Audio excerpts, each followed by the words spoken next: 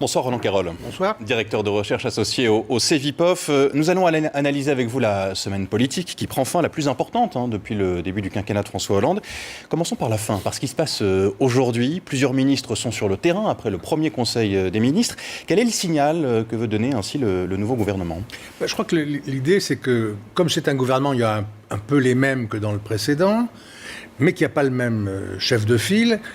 C'est ce pauvre Jean-Marc Ayrault qui paye un petit peu la critique du passé. C'était un peu trop austère, un peu trop de dossiers, pas assez d'énergie retransmise au public, alors que là, on a un communicant à la tête du gouvernement et on veut montrer qu'avec ce gouvernement resserré, c'est un vrai gouvernement de combat contre la crise économique et sociale, et qu'on va déployer en permanence cette énergie qui aurait fait défaut au précédent. Alors, l'énergie, il en a été question également ce matin, pendant le premier conseil des ministres, à l'Élysée. 16 ministres réunis autour du chef de l'État et de celui du gouvernement. Et quelques mots-clés, quelques idées distillées à la sortie de ce conseil, notamment celle-ci rapportée par le nouveau ministre du Travail. En interne total et sous la responsabilité du Premier ministre. La délibération, elle est collective, mais la décision, elle est unique à la fin.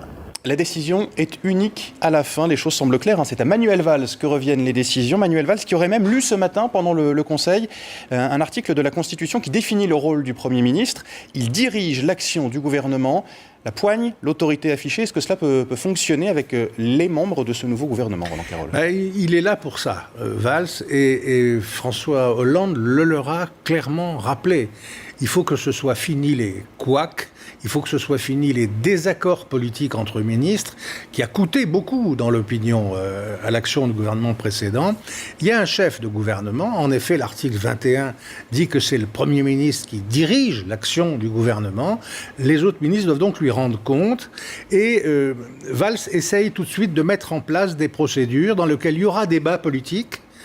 Un jeudi matin sur deux, il réunira tous les ministres et les secrétaires d'État pour, de façon off, parler politique avec eux sur les projets, mais ensuite, une fois la décision prise, on ne doit plus voir qu'un homme, le ministre qui aura la charge du dossier et le Premier ministre. Vous parliez de l'énergie tout à l'heure, Roland Quérol, en disant que c'est ce qui manquait aussi un peu à ce gouvernement, au gouvernement précédent, celui de Jean-Marc Ayrault. Est-ce que cette nouvelle forme d'autorité peut résoudre les problèmes qu'a connus le gouvernement de Jean-Marc Ayrault ? Le problème, évidemment, c'est que les Français, ce qu'ils attendent, ils peuvent être sensibles à un changement de style. On l'est toujours. On découvre le nouveau, on regarde comment il fait. Oui, ça va les intéresser. Mais enfin, ce qu'ils veulent, c'est des résultats.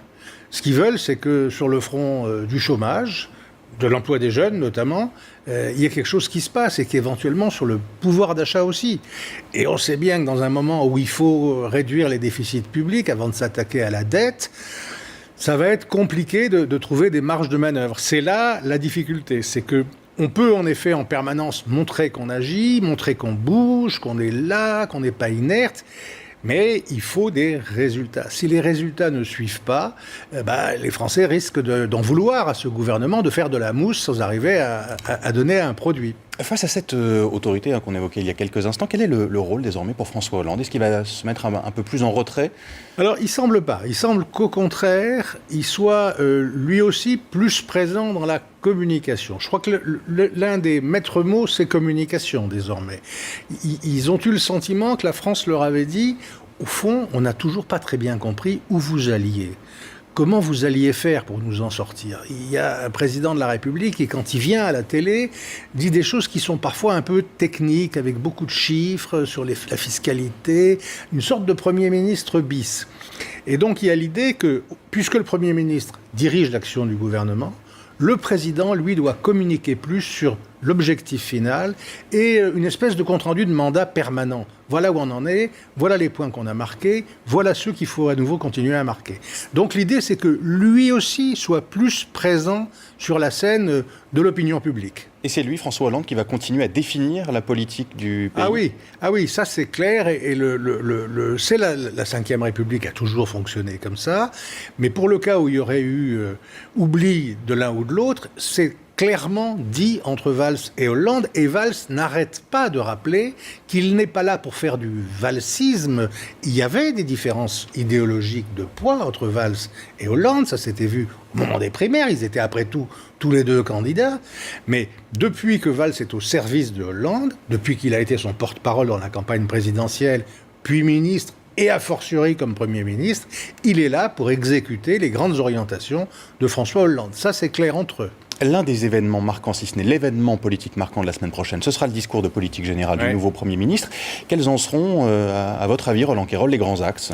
Écoutez, je crois qu'il s'agit c'est important le discours de politique générale dans la vie d'un gouvernement. C'est là que tout le monde comprend de façon plus précise quel est le cahier des charges que se donne un gouvernement. Et en même temps, le style que va avoir le Premier ministre. Rappelons-nous le discours de Chaban-Delmas quand il a fait la nouvelle société, celui de Rocard quand il a affirmé un style de gouvernement différent du président Mitterrand qu'il avait nommé. C'est un moment extrêmement important. Puis les députés jaugent un peu comment ça va pouvoir marcher avec ce nouveau Premier ministre.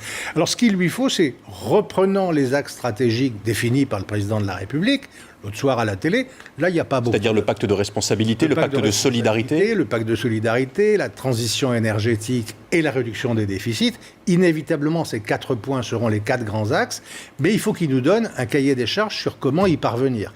Quelles vont être les mesures prises, les premières dans chacun de ces domaines, quel va être l'agenda, quel va être le calendrier. Là, on va essayer de voir vivre la politique dont Hollande nous a donné les axes. Il n'a pas convaincu Hollande l'autre soir à la télé. Un sondage dit que 21% seulement des Français ont été convaincus. C'était probablement trop vague, trop abstrait. Il faut que Valls arrive à donner de la chair à tout ça, quelque chose de concret qu'on puisse suivre ensuite et sur lequel on puisse le juger. Merci beaucoup.